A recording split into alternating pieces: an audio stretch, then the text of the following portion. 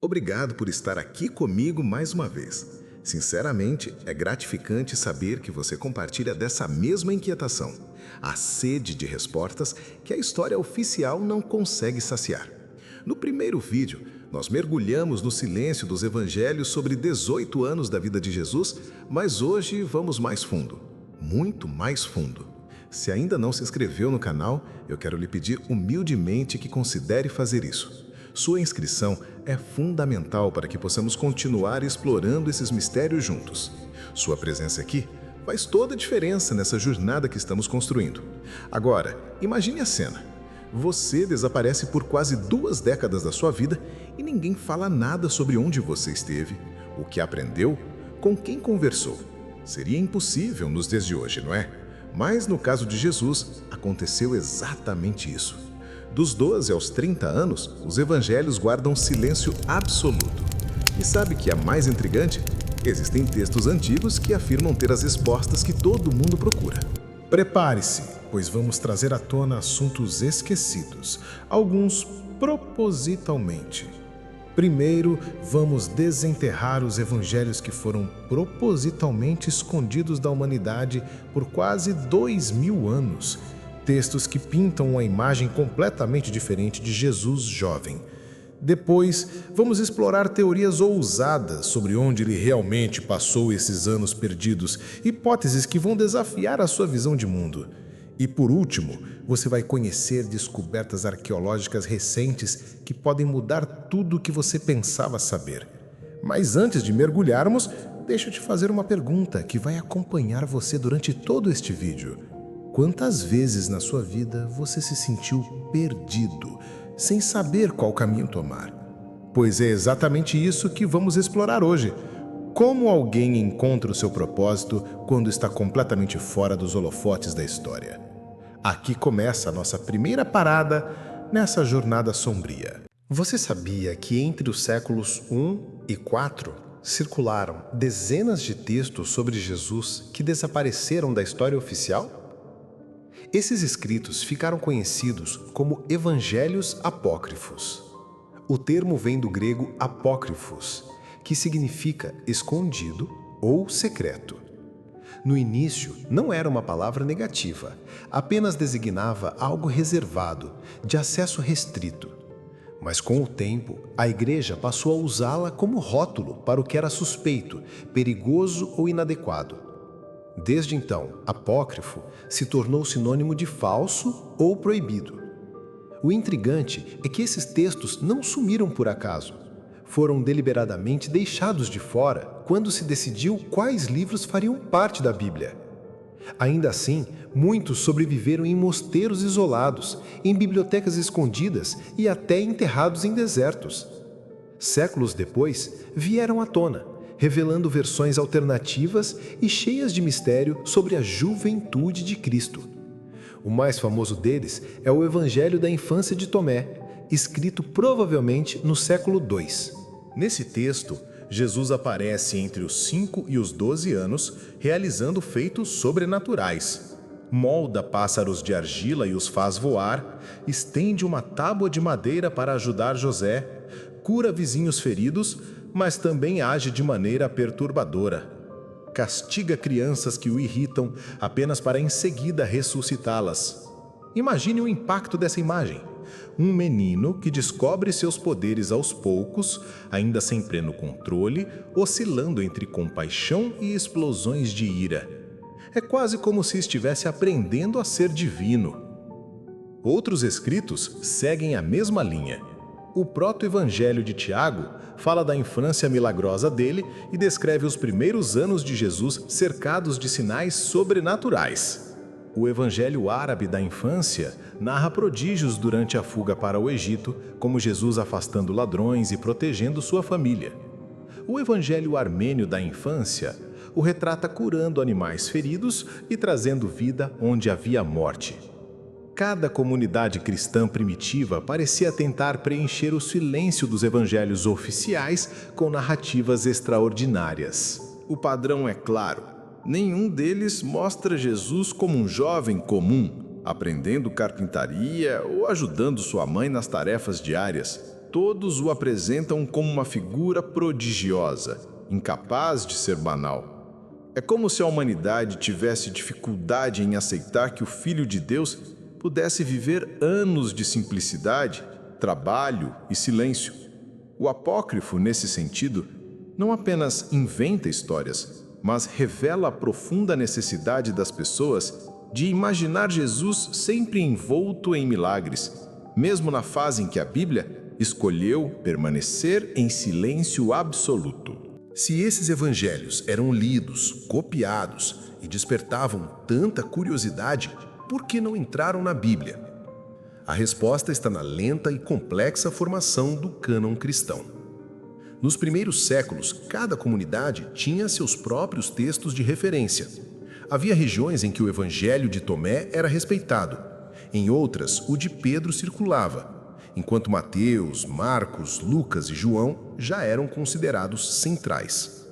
Só no século IV, em meio a concílios e disputas, a Igreja consolidou a lista definitiva dos livros inspirados. Os critérios usados eram 4. Apostolicidade, ou seja, o texto precisava estar ligado a um apóstolo ou discípulo direto.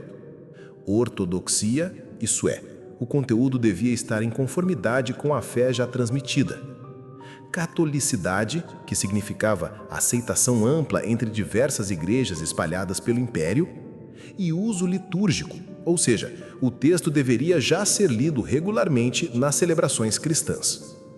Muitos apócrifas falhavam em todos esses pontos. O evangelho da infância de Tomé, por exemplo, mostrava um Jesus criança temperamental que amaldiçoava vizinhos e até tirava vidas em ataques de ira para depois devolver. O evangelho de Pedro apresentava uma versão estranha da paixão, marcada por traços gnósticos. O evangelho de Filipe e o evangelho de Maria Madalena introduziam diálogos esotéricos que questionavam a liderança apostólica, sugerindo visões alternativas do papel de Jesus e de seus discípulos. Para a igreja, tudo isso era perigoso. Enfraquecia a imagem de um Cristo coerente, obediente e perfeito. Rejeitar não significava apagar totalmente. Muitos desses escritos continuaram a circular em cópias clandestinas, preservadas em comunidades isoladas, traduzidos em línguas diferentes e lidos quase como literatura secreta. Mas a Igreja deixou claro: não são inspirados pelo Espírito Santo, não transmitem a verdade revelada. Foi assim que apócrifo ganhou a conotação negativa de falso, herético, enganoso. O paradoxo é que quanto mais eram combatidos, mais fascínio despertavam. O simples fato de serem proibidos parecia dar a eles uma aura irresistível. E esse detalhe revela algo profundo. Mesmo sem autoridade oficial, esses textos mostram a necessidade quase universal de preencher o silêncio sobre os anos perdidos de Jesus. O vazio deixado pelos evangelhos canônicos era tão desconfortável que muitos preferiam acreditar em histórias fantásticas a aceitar que o Filho de Deus pudesse ter vivido longos anos em simplicidade, trabalho e silêncio. Se deixarmos de lado as histórias apócrifas, a chave para entender os anos perdidos de Jesus está em Nazaré. Ali, numa aldeia minúscula da Galileia, ele cresceu longe dos centros de poder de Jerusalém e distante da grandiosidade romana. Nazaré era tão irrelevante que quase não aparece nos registros da época. Para muitos judeus, o nome soava como sinônimo de lugar esquecido. O próprio Natanael, em João 1,46, expressa o preconceito. Pode vir alguma coisa boa de Nazaré? Foi nesse ambiente desprezado que o Messias passou quase 30 anos de sua vida. Os evangelhos dizem que José era carpinteiro, mas a palavra usada no grego original é tekton, construtor. Isso sugere que Jesus, até iniciar sua missão, trabalhou ao lado do Pai em serviços pesados de madeira e pedra, talvez na reconstrução de cidades vizinhas. Esse detalhe é revelador. O Filho de Deus não passou sua juventude em palácios nem em templos, mas entre ferramentas, serragens e pedras. Ele conheceu a dureza do trabalho braçal, experimentou o peso da rotina e as mãos calejadas pelo esforço diário. Nazaré tinha provavelmente menos de 500 habitantes no século I. Casas de pedra calcária, tetos de palha, pisos de terra batida. Famílias numerosas dividiam espaços pequenos, vivendo da agricultura de subsistência. Todos se conheciam. Qualquer ausência longa seria notada. A vida girava em torno da sinagoga, do campo e das festas religiosas anuais em Jerusalém. Foi nesse cenário simples que Jesus aprendeu a ler as Escrituras, a participar da vida comunitária e a observar as alegrias e dores de sua gente. Mas a poucos quilômetros de Nazaré estava Séforis, uma cidade em plena reconstrução. Cosmopolita, cheia de mercados, teatro, banhos e influência grega, ela era um contraste impressionante. É provável que Jesus e José tenham trabalhado ali como artesãos. Isso significa que, ao mesmo tempo em que vivia a simplicidade rural, Jesus também tinha contato com o mundo urbano, ouvindo línguas estrangeiras, vendo costumes diversos e percebendo desigualdades sociais gritantes. O choque entre Nazaré e Séforis pode ter sido decisivo para moldar sua visão sobre justiça, pobreza e compaixão. Esse silêncio dos evangelhos, portanto, não é vazio, é revelador. Antes de se tornar mestre, Jesus viveu como um homem comum entre homens comuns. Sua juventude foi um tempo de trabalho, aprendizado e obediência silenciosa. O Filho Eterno cresceu escondido, como se Deus quisesse mostrar que os anos de simplicidade também fazem parte do plano divino. Talvez por isso os evangelistas não registraram detalhes. O mistério de Nazaré é que, no cotidiano sem glória, Deus aprendeu a viver como nós. Enquanto Jesus crescia em Nazaré, o mundo ao seu redor era marcado por tensões profundas. A Galiléia estava sob domínio romano e cada imposto pago lembrava a todos que o povo escolhido vivia sob o jugo estrangeiro. Os soldados patrulhavam estradas, cobradores de impostos exploravam famílias inteiras e a pobreza se espalhava. Jesus, em sua juventude, testemunhou a angústia coletiva de Israel, que aguardava com ansiedade a vinda de um libertador. Esse ambiente de opressão política não era distante ou abstrato, fazia parte da vida cotidiana da aldeia onde ele cresceu. Religiosamente, o cenário também era conturbado. Os fariseus defendiam uma fidelidade rigorosa à lei, multiplicando regras e interpretações. Os saduceus, ligados ao Templo de Jerusalém, buscavam conciliação com Roma para manter privilégios. Já os essênios se isolavam no deserto, praticando pureza radical e aguardando a chegada do Messias. Cada grupo oferecia uma resposta diferente ao sofrimento de Israel. Um jovem atento como Jesus certamente observava essas divisões, aprendendo a distinguir o zelo autêntico da hipocrisia religiosa. Esse contraste era visível nas peregrinações a Jerusalém. De um lado, sacerdotes vestidos de linho, ocupando posições de poder no templo. De outro, camponeses endividados, vendendo animais para sacrifício ou pagando taxas pesadas.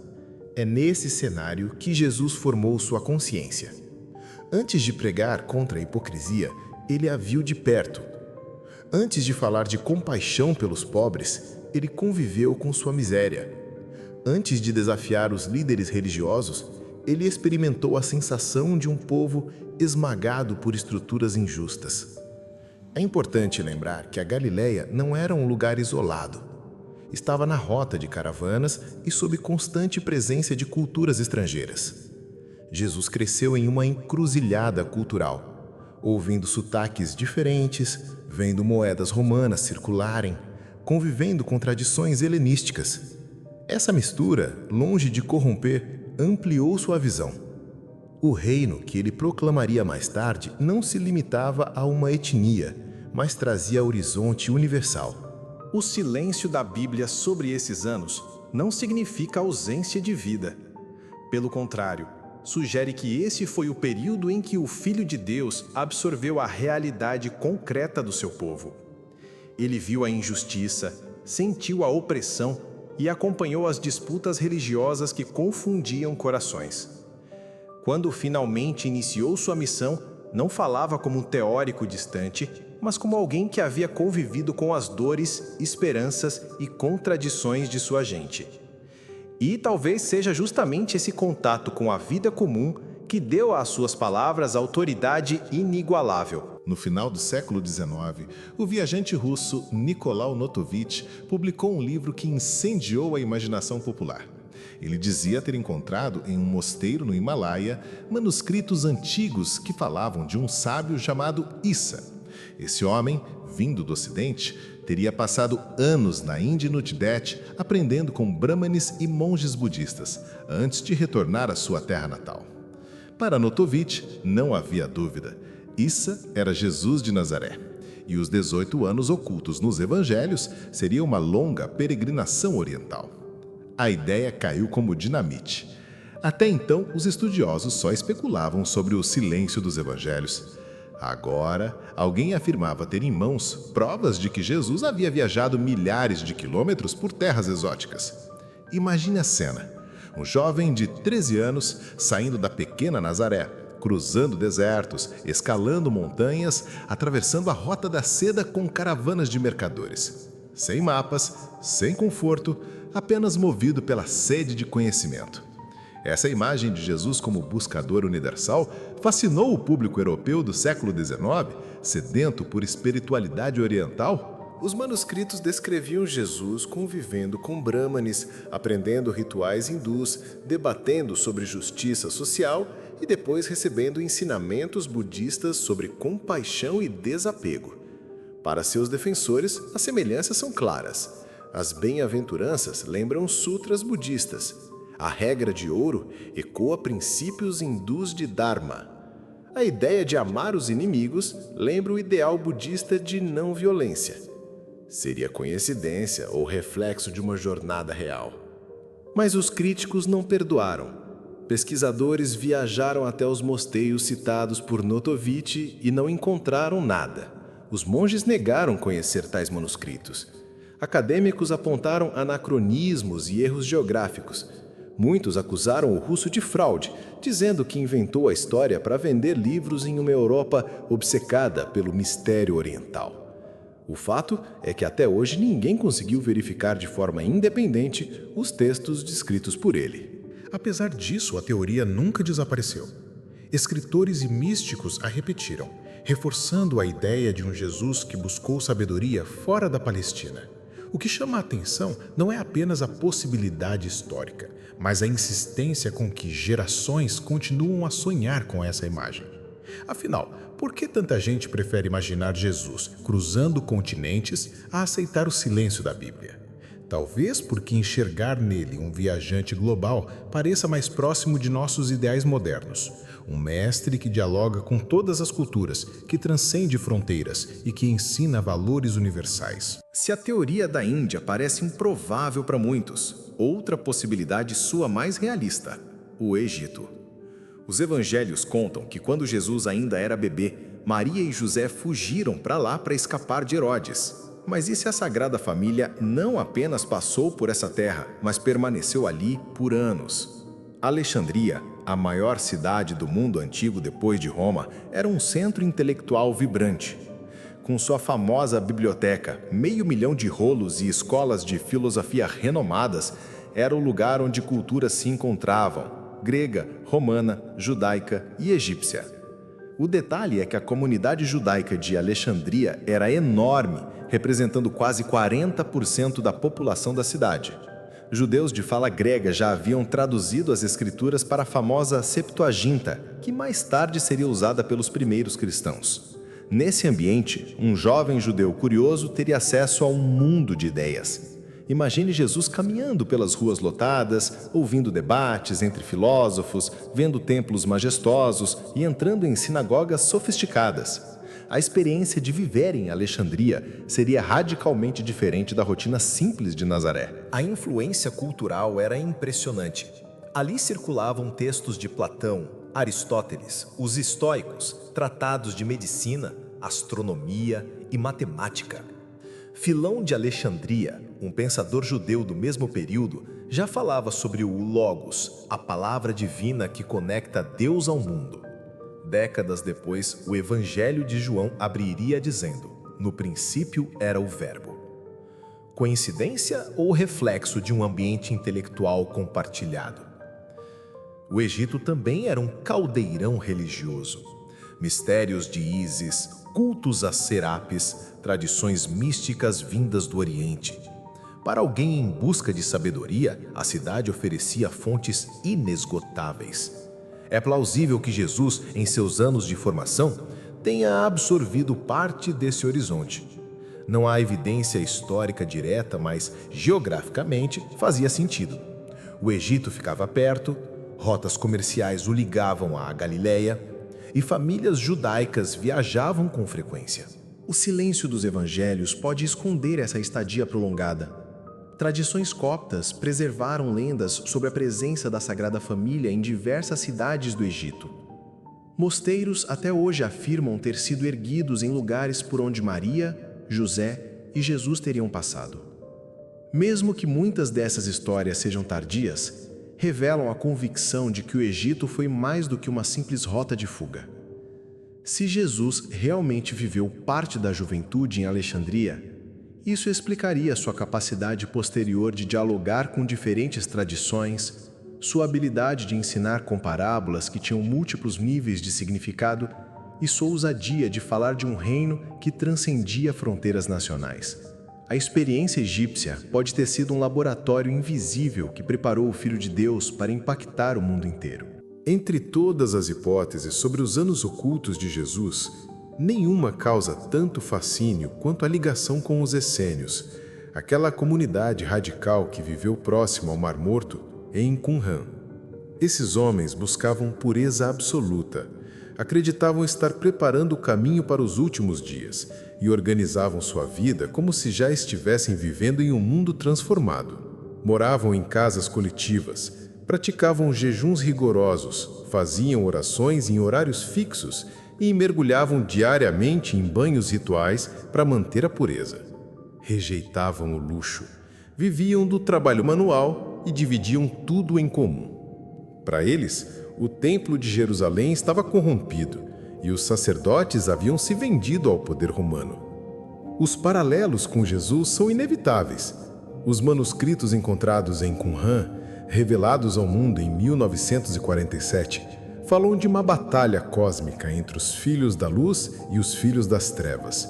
Jesus também usaria imagens de juízo final, separando justos e ímpios. Os essênios celebravam refeições comunitárias sagradas, muito parecidas com a ideia de uma ceia ritual. Esperavam ansiosamente dois Messias, um sacerdotal e outro real, descendente de Davi. É impossível não pensar na expectativa em torno de Jesus e em como essa mentalidade messiânica circulava na Galileia. Além disso, João Batista, primo de Jesus, viveu de maneira quase idêntica a um essênio, isolado no deserto, vestindo roupas simples, alimentando-se de forma austera e batizando multidões no Jordão. Se João teve contato com Qumran, e muitos estudiosos acreditam que sim, é plausível que Jesus também tenha se aproximado desse ambiente em algum momento de sua juventude. Imagine um jovem idealista entrando em uma comunidade que rejeitava a corrupção do poder, que sonhava com o reino de Deus e que estava disposto a viver como se ele já tivesse chegado. Mas o que torna Jesus único é justamente o contraste. Os essênios se consideravam a elite espiritual de Israel, fechados, separados, hostis aos impuros. Jesus seguiu o caminho inverso, buscava os excluídos, comia com pecadores, tocava leprosos, perdoava adúlteras, dialogava com samaritanos.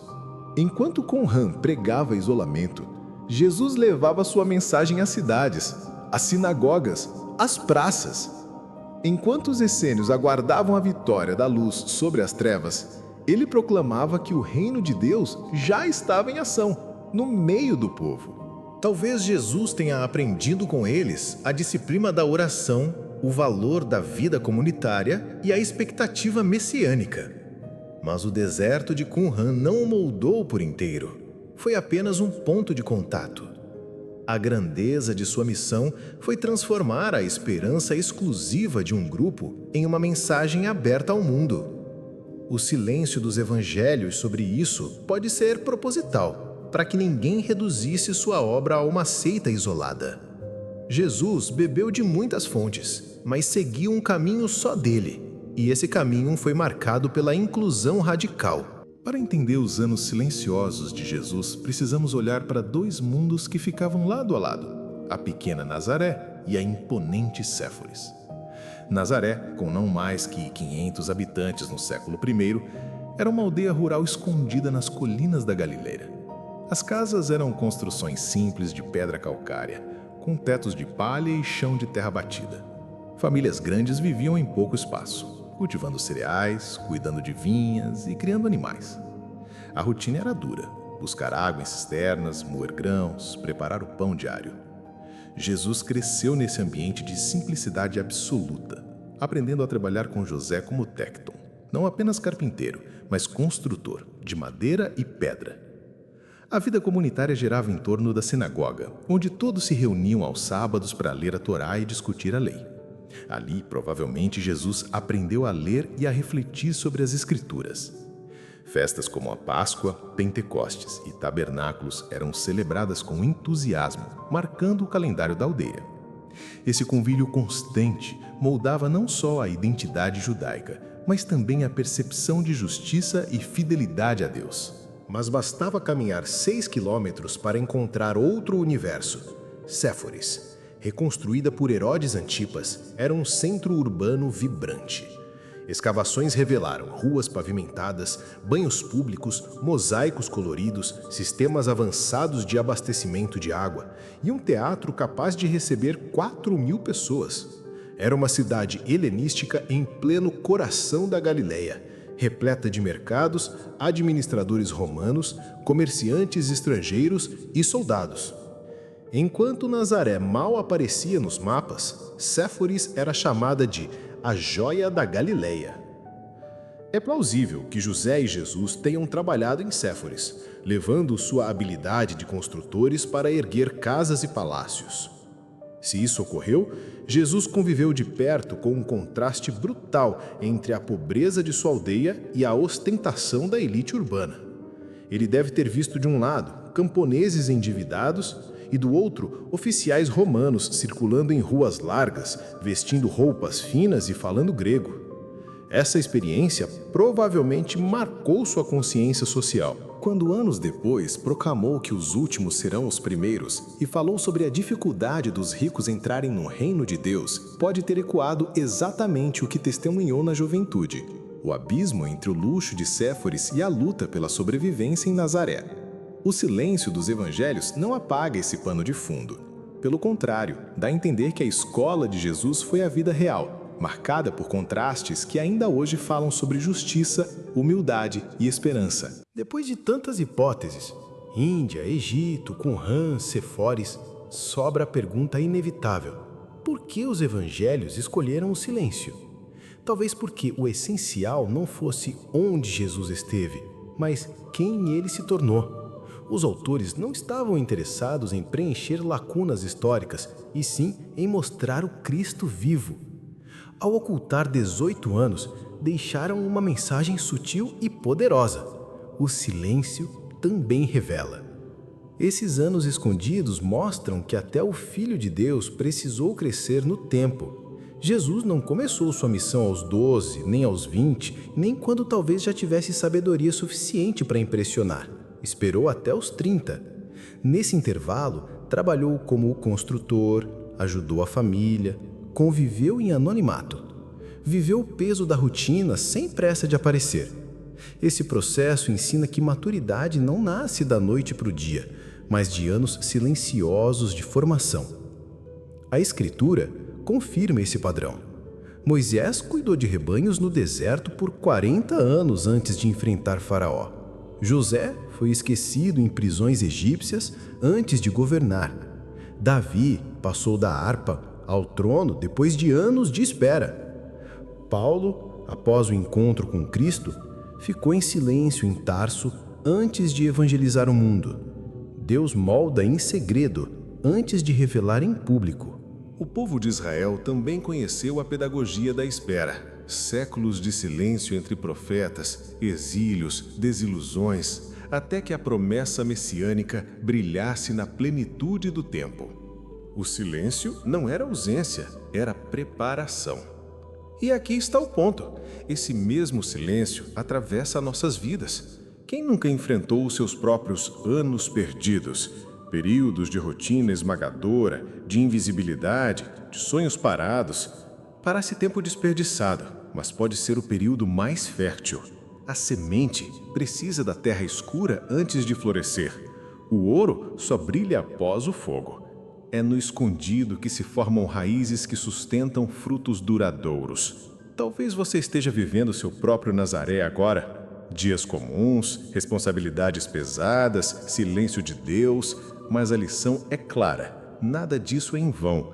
Se até Jesus esperou quase 3 décadas em anonimato, quem somos nós para desprezar nossos tempos de preparação? O silêncio de Nazaré nos ensina que não precisamos de palco para sermos transformados, que o verdadeiro crescimento acontece fora dos holofotes, que Deus usa rotinas simples para nos moldar para algo maior.